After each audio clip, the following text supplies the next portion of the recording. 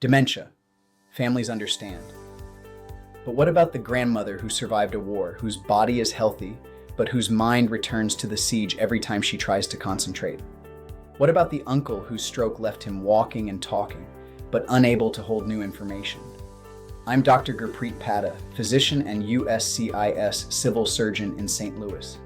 Today, the invisible conditions, PTSD, stroke, and serious psychiatric illness, and the honest answer to whether they can qualify for the N-648 Citizenship test waiver. This city holds one of the largest Bosnian communities in the world outside Bosnia itself, tens of thousands of people, many of them survivors of a genocide. It holds Vietnamese families who fled by boat, Afghans, Congolese, survivors of things most Americans have only read about. Trauma at that scale doesn't always fade. Decades later, severe PTSD can shatter concentration, fragment memory, and make sitting in a classroom or a government interview physically unbearable. These are our neighbors. And the law was written for them too. Now the honest part, because this is where trust is earned. Invisible does not mean automatic. The legal standard is the same as for dementia, a diagnosable condition lasting 12 months or more. That makes learning impossible, not painful, not slow. Impossible. Mild PTSD that makes studying unpleasant, that usually does not qualify. Severe, chronic, treatment-resistant PTSD, documented for years, treated by psychiatrists, hospitalizations in the record, where intrusive symptoms genuinely destroy the ability to attend, concentrate, and retain. That can absolutely qualify when the evidence is real. The same logic applies to stroke. It depends entirely on which brain functions were damaged.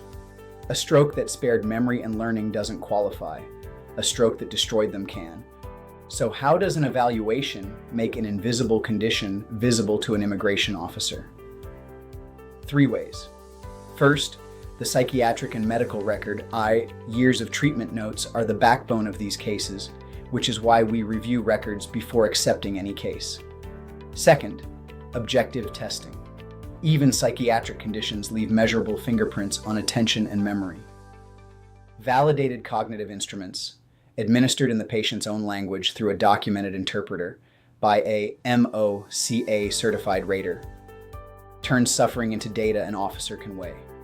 Third, the written explanation, a fresh, individually written account, connecting this person's documented illness to this person's inability to learn. For a Srebrenica survivor, that story is unlike anyone else's, and the form must say so. Our process is the same for every condition, visible or not. $400 records review, credited in full toward evaluations from $1,400, quoted before scheduling. We decline cases the medicine doesn't support, and with psychiatric cases, we're especially careful because a weak invisible illness form doesn't just fail. It invites scrutiny of every genuine case that follows it. And always, in writing, only USCIS decides whether a form is sufficient. Anyone who promises approval for a PTSD case, or any case is someone to walk away from. If someone in your family carries an invisible illness, from war, from stroke, from a lifetime of psychiatric disease, their condition is not less real because no one can see it.